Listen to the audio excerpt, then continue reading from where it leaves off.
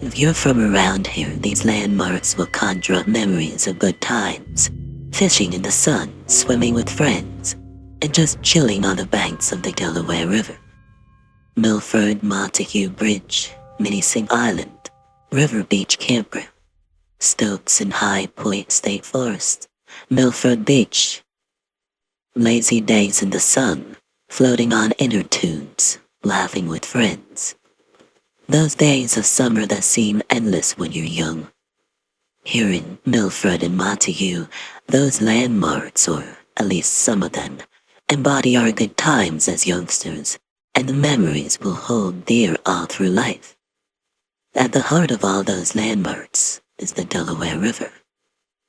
You hear the gentle rush of the water. Can you feel the warmth of the sun on your shoulders? Then, as the sun sets, hear the lonesome call of the owls, the chirring of the crickets and cicadas.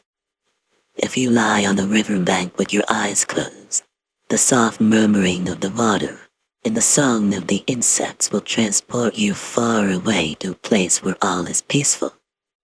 Personally, I have a heap of memories all centered around time spent on the banks of the Delaware. That river was a big part of my life, still is. A long time ago, when I had just got my driver's license, me and some of the guys started a little tradition during July. We loved the river and loved fishing and swimming there every chance we got.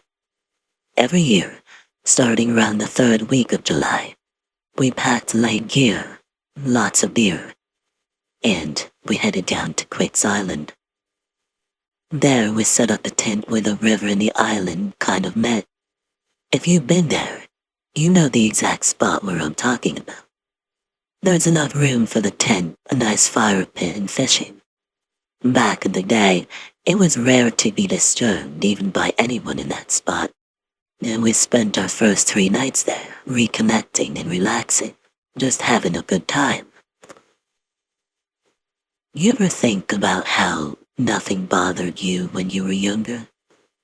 I mean, like sleeping on the ground by the river, barely eating anything that didn't come from the snack section of the store, shitting in the woods.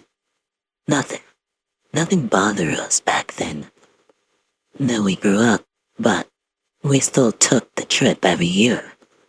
Now, a few years ago, it was no different, except that by the time we reached Quicks Island, we were tired and achy. We traded swimming for beers on the bank and chatted by the fire as the sun set. There was nothing remarkable about that evening. Everything was normal. You know, it was the usual idle chatter about days gone by, and interjections about how much our lives have changed or stayed the same since graduating high school. The 4 of us had never been skittish about staying out all night in the woods. Hell, we'd been doing it our whole lives and we loved it. And I'll stop here and say that none of us were drunk.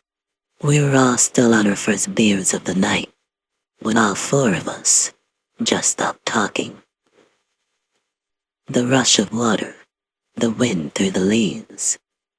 Everything seemed normal, but something was very wrong, too.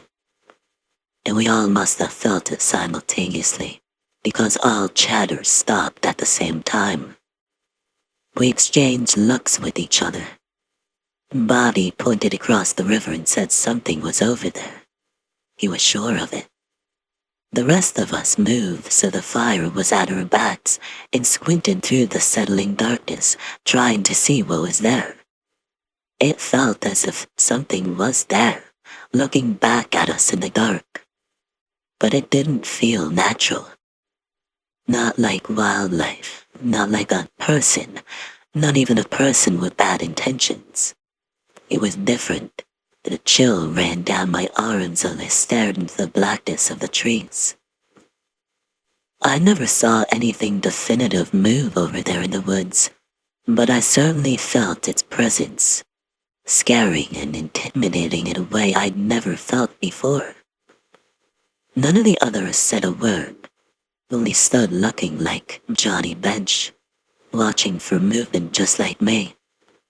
Then it hit me. What was wrong?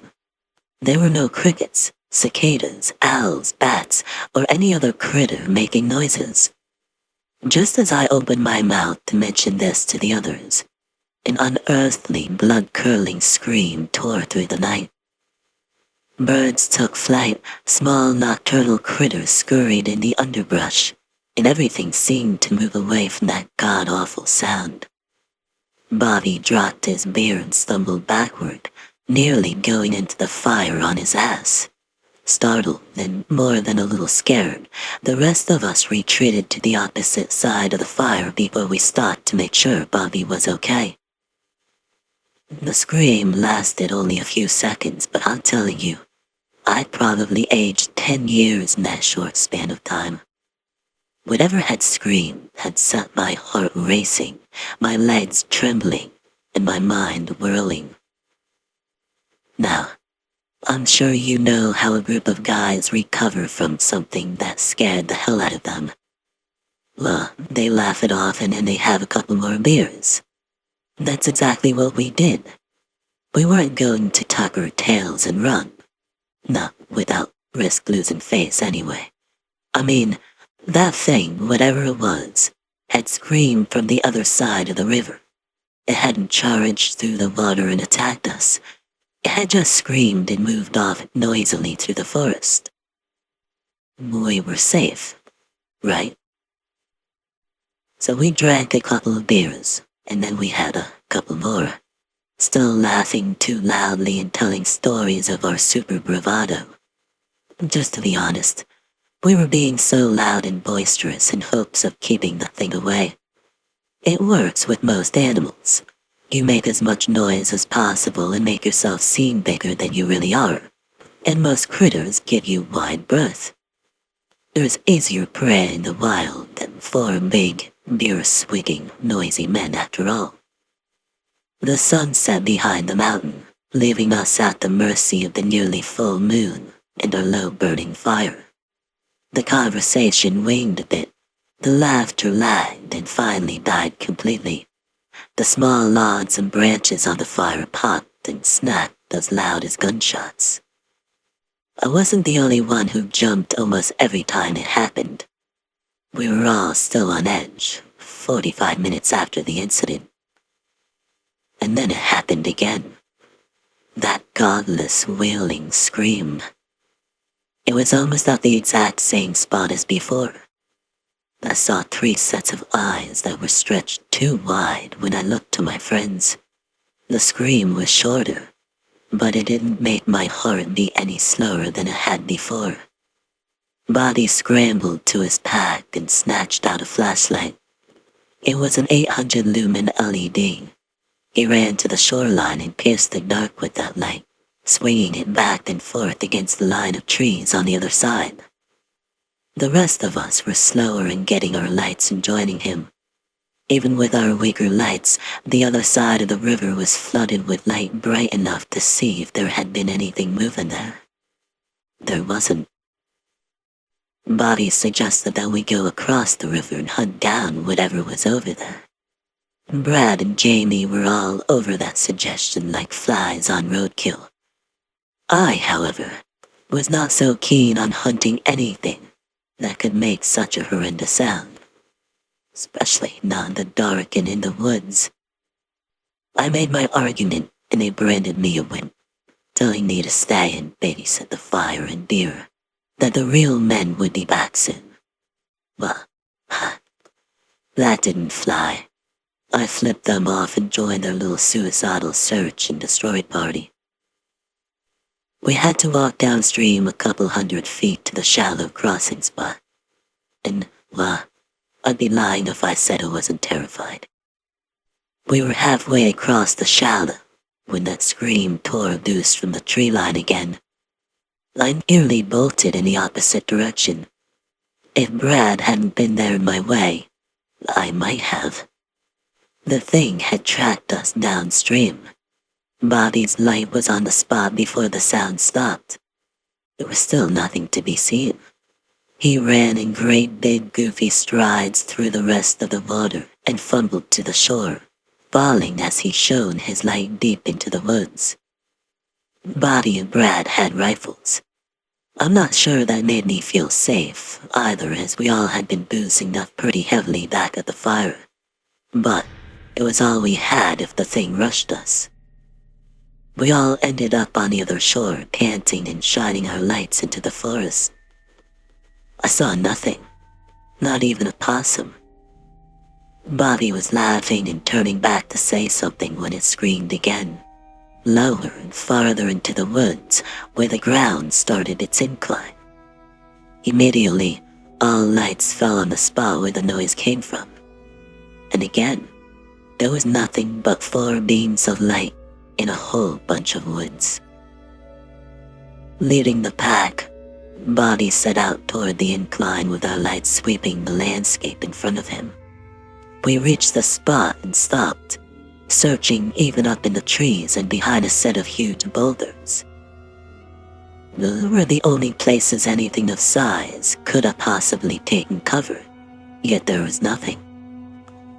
The sound came again, this time from higher on the slope and sounding much lower in volume than before. Bobby took this to mean the thing was afraid and was running from us. Naturally, he gave chase and we followed. Shortly after that, Brad was telling stories his grandmother had told him years ago. The family legends, if you will. Now, I loved the old woman, but she could scare the color out of your hair with some of her stories. And I really wish Brad would shut up about it while we're chasing an unknown creature in the dark through a forest none of us were very familiar with. After a while of tracking the thing, Bobby started saying that someone was just messing with us, and that we were doing nothing more than snipe hunting on a grander scale. It was probably the beer talking. Nevertheless, we continued to hunt for it, and Brad kept on with the stories. The next time the scream came to us, it was more of a haunting, ethereal wail. And if you can imagine the sound a woman would make if someone were cutting her fatally and slowly with a knife. The sound didn't die down quickly that time. It lingered and echoed, fading out as if the volume were being turned down. Always Brad shut up, and Bobby stopped running headlong toward the noise. I tried to talk some sense into them, but it was no use. Instead of listening, they ran faster toward the sound. If it was a woman in trouble, they were not going to leave her to her fate. Me, on the other hand, I never believed it was a woman. It was some hybrid monster from Brad's horror stories. I was certain whatever it was luring us into some sort of trap. We were too far from camp for me to turn back on my own, so I reluctantly followed them deeper into the woods. Old and new growth mingled together in a dense, nearly impassable thicket for a few hundred feet. The air had sprouted icy fingers and I was chilled to the bone. The air that had earlier been mostly still had gone restless. Walking about the woods, rattling leaves and rustling the debris on the forest floor. During that time no one was talking, and it only made the absence of other sounds, normal sounds, stand out more in my perception. Our walking had slowed to a snail's pace as we made our way through the thicket. The wind died down, the icy fingers retracted, and the atmosphere became lighter. I could breathe easier. That didn't last long. The scream ripped through the night again and emanated from a dark outcropping of rocks 15 feet away. Bobby swung his light around. 3 of the other lights immediately brightened the scene, and no one said a word. There were only rocks in front of us. Bobby stammered and, unable to get the words out, motioned for us to follow him as he circled the rocks. The screams had moved to the other side of the thicket, and Bobby ran toward it, yelling for whoever it was to stop. The rest of us were caught up in the moment and followed him without question. Whatever was screaming moved faster than we could swing our lights towards it. But it kept ahead far enough to keep us intrigued, and it kept us thinking that we were catching up to it. In my mind, at least, it became a possibility that we might catch it. We pursued it through the pitch dark of deep ravines where the smells of pines and rich black soil were overpowering. It led us on a winding course through the woods, and I don't think we even realized we were ascending. And I know for sure that none of us thought about getting lost. I certainly didn't. Getting lost was obviously the last thing on Bobby's mind too, as he broke into a run several times when the path allowed. The moon's cold light cast threads of silver through the hemlocks and glinted whitely off birch bark as we moved into a less dense part of the woods. The tree trunks were twisted and bent in odd, eerie angles, and tuberous growths protruded from them, making it seem we had found the leprosy ward.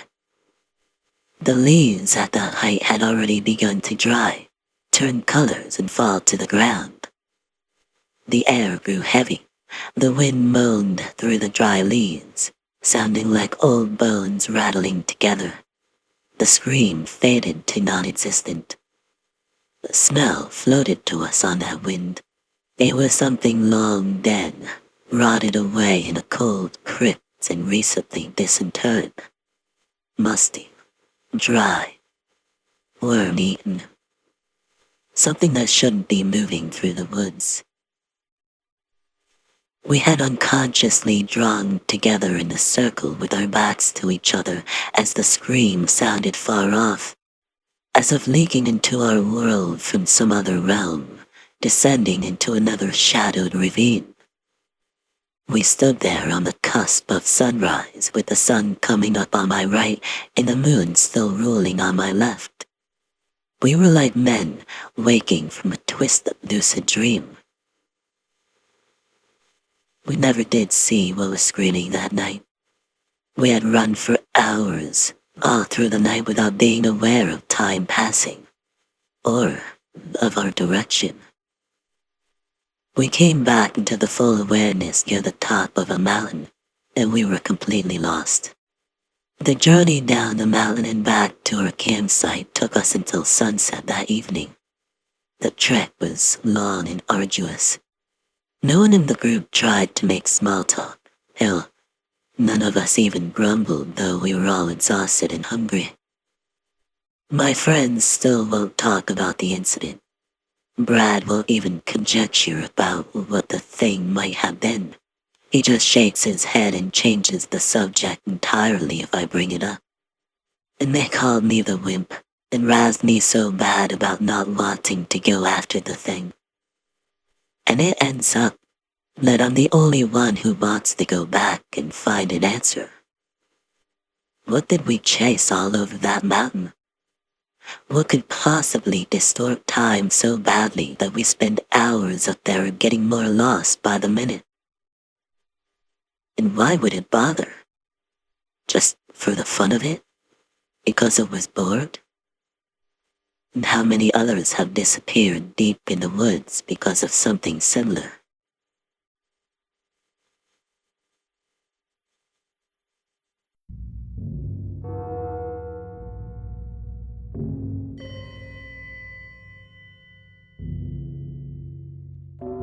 Our idiotic curiosity and perhaps a fair amount of greed were triggered by 3 words spoken by a bird. And this has led us to discover what lies below the surface of the ground, which should have been left covered. If this ridiculous statement is not good enough for a reasonable person to believe, then it would even be harder to consider the factuality story I'm about to tell. A local miner named Harris went missing and nobody had a clue where to begin the search. The officers of our town wouldn't have known about it if it wasn't for us. To be honest, Harris wasn't exactly the type of person that you'll notice if he suddenly didn't show up. He was a short, snobbish old man that preferred to keep things to himself. He would rudely refuse to get acquainted with anyone for no reason at all. Aside from his unpleasant personality, his eccentric ways drove him further away from the community. Old Man Harris, while he was known for his superstitious beliefs and old forgotten stories about hidden treasures, the ancient ones, and so on, he would utter about these things whenever he was aggravated, saying that finding it would prove people wrong and such. He had no friends nor family. The only thing he had closest to it was his bird. It was a cockatoo that had more to say than Harris ever did. He never left his side no matter where he went, so it was quite odd when I saw his loyal bird roaming about without him. We saw the cockatoo right above the bar where Harris would typically hang out. That was actually how we knew that he was missing. That and since he didn't drop by for a couple drinks for about 2 months. There wasn't any public place that he would go aside from his bar, and he usually spent his downtime drinking at the bar on his own, while reading an old booklet that looked like it was made with some sort of animal skin, if not human flesh. Reluctantly, I went to the house of Harris to make sure he wasn't there, and a friend of mine, John, decided to tag along. We saw how self-sufficient this old man was. He had planted a bunch of vegetables in his backyard, and he also bred chickens apparently. And despite his age and being unfriendly, he was an impressive jack of all trades. He was an efficient hunter and a pretty good miner. I guess he made it to the point where he didn't need anyone for anything in order to have a solitary life. For his superstitious beliefs, his fence was inscribed by some sort of writings that me and John were totally clueless about. Now, John also noticed some plants that I couldn't recognize. He said that there were medicinal herbs that could only be found at the foot of the mountains far beyond the forest. I assumed he must have gotten them during his hunts and kept them. After all, the cockatoo himself wasn't exactly a native of this land. He was fond of foreign, rare things. We called him out for a long time, to a point that we were already banging at the door, so it was clear that there was nobody home. I would have left it at that if not for what we heard from the bird on the following day. Harris's cockatoo was fed and stayed at the bar and became some sort of attraction for the customers. It was a Sunday night and only 5 people remained drinking.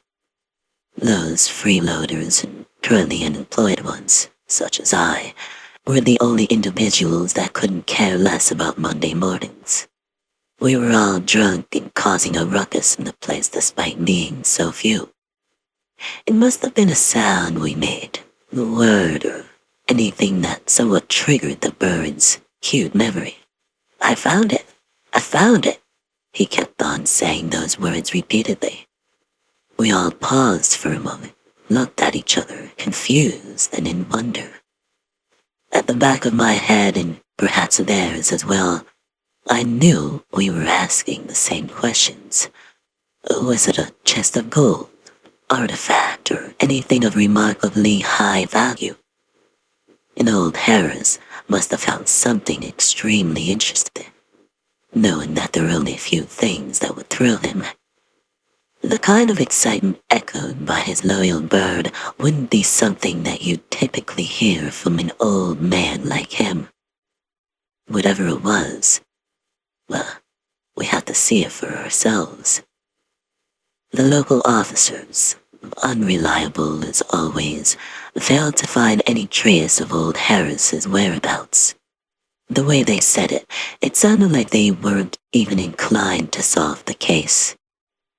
Covered by the lie of concern about the eccentric old man's well-being, we went ahead to do our own search a couple of days later, We were very aware that what we were doing was for our own personal interests, but we all chose not to verbalize our selfish thoughts.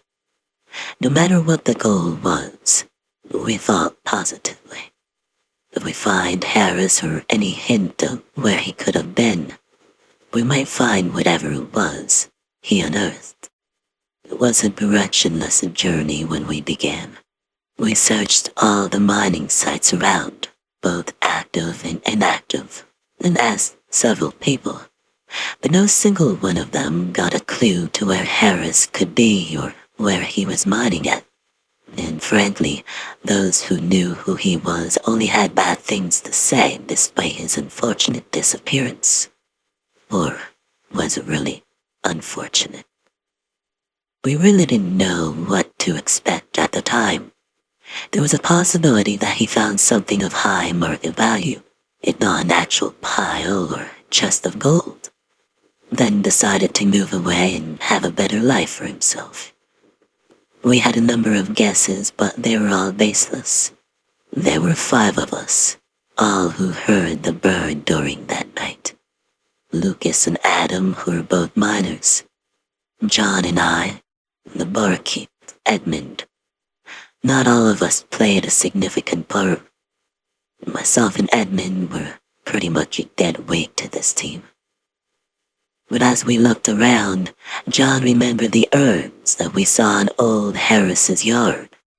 He told us that it would take months to cultivate those plants, and then he said that some of those plants couldn't be much more than 2 months.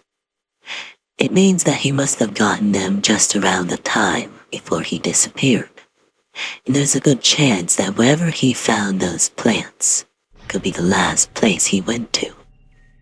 And all thanks to John's knowledge, we knew where to look next. We headed to the foot of the nearest mountain with high hopes of finding something. It wasn't an easy path, but we were determined to get there. After a few hours of rough hiking, we finally reached the end of the woods and arrived at the location. There they were, the same medicinal plants that we saw at Harris's. And after a while of blind searching, it was somewhat encouraging to finally have a good lead. It was still a fairly large ground to cover, and we searched thoroughly. But after 2.5 hours of looking for possible tracks, we found nothing. Night finally came to us, and the determination we had earlier was starting to wither.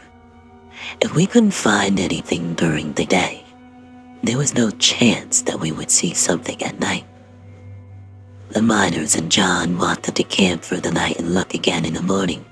Edmund and I wanted to go back to our town and sleep in our comfortable beds. Personally, I was starting to think that all these efforts weren't worth it. But it was a vote 3 against 2, so we all stayed. In an attempt to make the night more entertaining, John dared me to hunt a hare for dinner. Since there was nothing better to do, I indulged his dare and borrowed his rifle.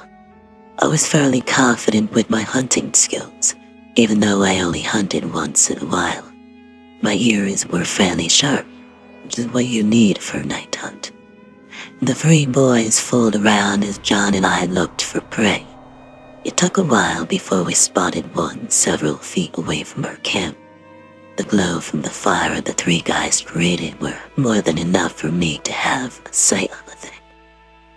Confidence and good aim. I took the shot, and I missed. John laughed at me, as expected. He obviously waited for me to miss, and, well, he had his fun. The rabbit went through the bushes to get away from us, and still, despite John's irritating laughter, I was able to tell that the rabbit didn't leave the bushes. I observed closely as the leaves moved, and then I took another shot. Based on the sound, John knew it was a hit, and I was actually pretty impressed with myself, to be honest. The 3 other guys went to us when they heard us celebrating. We went to the bushes to claim our catch, and we were surprised with what we found. Behind the bushes was a very small opening, just barely 3 feet in diameter. And around this tunnel, with a size that looked more like an animal's nest than a man-made hole, was the writing similar to the ones that we saw on Harris's fence. The miners inspected the condition of the entrance, thought it was quite peculiar. Adam confirmed that it was man-made, but he also said that the granite shaping the tunnel wasn't the kind that could be seen in the surface level. Without saying a single word, Lucas immediately grabbed his bag and crawled in. John, Edmund, and I looked at each other, obviously very anxious. We all thought it was a very rash action. We should have waited until the next morning came, but Adam said that the day and night wouldn't make any difference once we're in the tunnel. One of us already went ahead, and Adam shortly followed, so it was kind of pointless to argue. After a few meters of crawling in this unnecessarily tight entrance, we were surprised to see a spacious area inside. We weren't sure that it was Harris's site at the time. It didn't look like anything like that at all. But there were old mining tools stored in this area, so it was clear that someone was digging there. And based on where it was and how the entrance was designed, it was pretty obvious that whoever was working here didn't want anyone else to find it. At the end of the room was a very deep mine shaft. I looked below and couldn't fathom how far down it went. The miners were kind enough to lend us a few of their gear. Not that it made the situation any safer, but it was better than just having a household flashlight. And after a brief moment of trying to comprehend what we were about to go through, we went ahead and began to descend. Climbing down that shaft was far more difficult than any of us could have expected. Even the miners probably didn't expect something like that. And after almost an hour of climbing down the wooden ladder, which seemed very unsafe, especially to us who didn't have any experience in the such, Edmund started to stagger. Even I started to miss some steps. I looked down and it was still a long way to go, and quite honestly I just wanted to go back up. And then the miners realized that it was too hard of a task for all of us. Adam decided to hook in the ropes on the rocks, and we slid down one by one. When we finally descended, we arrived at a place that looked more like a maze than a mining area. Aside from the insane numbers of different routes, it would be impossible that a single person worked on it. It was work of at least 50 deeply determined people. It would take several years, at least more than a decade of hard labor, for a single man with remarkably unwavering positive belief of finding something under here. For this place to end up like it was. We didn't know where to begin. Some of the routes even had sub-routes too. To cover more area, we decided to split into 2 groups. Myself, John, and Adam as one group, and Lucas went with Edmund.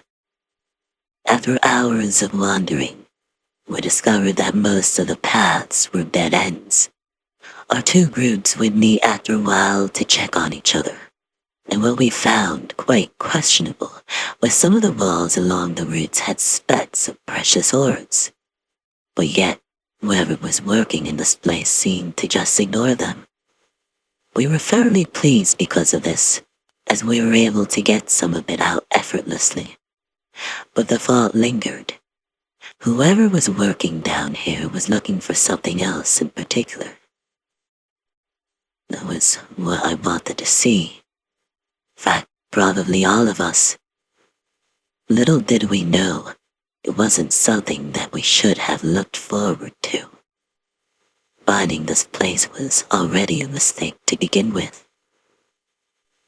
A few moments later, Edmund and Lucas called to us. They found something quite intriguing on the ground at the deepest root. It was some kind of stone tablet just peeking through the floor that still wasn't completely carved out. It was etched with the same kind of characters that we found at the entrance and on Harris's fence. It looked like a seal for the hole just below it, and it seemed like someone broke right through it. Just enough space for a small person to squeeze himself in. Someone like Harris. To find a hole sealed with a thick tablet of stone with ancient markings inside a mine that was already far below the surface should have been an obvious red flag. It was shoving it in our faces not to go through. But we were foolish enough to think that our efforts would go to waste if we didn't see what was underneath. It could be it, whatever it was. There were only two of us, Lucas and I, that could squeeze on through the crack of the seal. We laid down a rope and anchored it to the ground. Those of us who were left behind would also support it. As expected, Lucas was the one who went in first. He had to leave his bag to go through and just held a small flashlight in his mouth as he crawled down. I went down immediately after. It was pitch black inside. It was unexpectedly deep. As I was descending, I began to hear weird noises from below. I was looking for Lucas, but he turned off his light and I couldn't find him. And as I pointed my flashlight to where I would set my feet on, Lucas immediately grabbed it from me, turned it off, covered my mouth. I was trying to get his hand off of my face as I moved my feet across the ground. As I did, my foot suddenly hit something. I tried to figure out what it was without having any visual, and I ran my leg gently across whatever it was that was lying on the ground just right next to us. And I figured it out, that I was stepping on someone's arm. But it was just an arm. I couldn't feel the rest of the body with the tip of my shoe. I tapped Lucas's hand to tell him that I already realized what it was. At first, I thought that he was covering my mouth so that I wouldn't scream if I knew that there was a corpse right next to us. But that wasn't it. I could feel the rapid beating of his chest against my shoulder. He was facing the opposite direction, struggling to catch his breath. Not from tiredness, but from utter shock and absolute fear. It was the same direction where the weird, subtle noises were coming from. They sounded like subtle, guttural screeches and grindings of teeth. I also heard the sounds of what seemed like a number of burrowing animals clawing the ground. But I could tell that it was far from where we were. Lucas must have realized what was under there when he set his foot on the ground.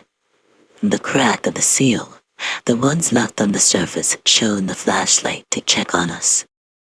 With that dim light, the first thing I saw was the other pieces of the body scattered on the ground. We couldn't see it before from above. It was the dead body of old Harris, torn and shredded into pieces. Lucas tied the rope on us and started tugging it, signaling the other guys on the surface to pull us up. But it just got worse after that. Edmund must have thought that our lights died or malfunctioned, so he threw in another pen light that was already lit and called out to us. As the pen light slowly turned on its way down, the incredibly terrifying situation we put ourselves in was revealed to me within seconds. We were inside a chamber that had several holes or slots on the walls, enough for a body to fit in. And the things making the weird, subtle noises were no ordinary species that we knew about. The chamber was surrounded by crawling creatures with pale, paper-white skin. reverse jointed slender fiends with disproportionately long extremities. Some of them were crawling on four limbs while others stood upright, reaching a height of roughly 9 feet. Their eyes were merely dots with long claw-like hands and thick long spines on their backs. Based on their appearance, it seemed they weren't meant to live under the sunlight. As these foul beings were made aware of our presence, they started screeching loudly and headed towards us. Just with slight shed of luck, the other guys must have seen them as well and started to pull us out before the pale beings began to react. Unfortunately, it wasn't fast enough. One of them were able to reach us as it jumped such incredible height and pierced its sharp claws right through Lucas's back. And it also scraped my arm. I was screaming my lungs out as I tugged the rope repeatedly, and we were practically gangling pieces of meat. There was nothing else I could do. John tried to drive them away by shooting at them, but it was far too dark for him to have a proper shot. Adam shouted at me, which took a moment before it sunk in as my senses were clouded with fear. He told me to cut Lucas off, but he was already dead. His blood was gushing all over me. His lights were slightly lower than mine, and these monsters were still trying to reach for it. Adam ordered me to grab the small knife hidden in Lucas's belt buckle and cut the rope. And so I did.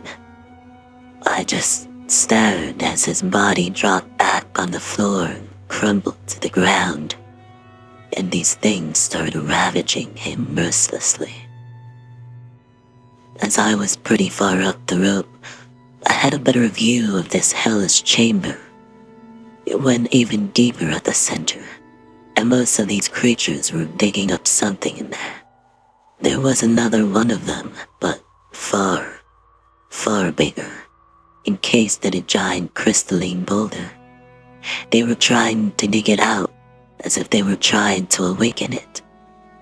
And if ever they succeed, if ever this monstrous otherworldly beast was freed, nightmare would undoubtedly be cast upon this entire land. As I was finally pulled out from the chamber, Adam, who was gushing his heart out due to the death of his friend, brought out a bunch of TNT from Lucas's bag and ordered us to climb out of the mine as fast as we could. John tried to convince him to come with us, but Adam punched him instead and grabbed his rifle. Adam had clearly lost it. Due to the extreme panic and instincts of survival, perhaps. John and I and Edmund were able to climb up significantly faster than when we went down. We waited for Adam to follow us, but the next thing we heard was a loud growl of anger, a few shots from the rifle, an explosion from below. The room where we first entered from the hole started to become unstable, and so we had no choice but to crawl back up to the surface. We were hoping the 5 of us would see something remarkably interesting based on old Harris's beliefs. And we did. But only the 3 of us managed to survive it. We couldn't tell anyone what we saw down there. What we had witnessed was something that was harder to believe than the old stories Harris used to tell. We had hoped that the sacrifices made were enough to stop these otherworldly beings from surfacing. Sometimes it is better to not know than to unearth something that would unleash wrath upon the lives of the unknowing.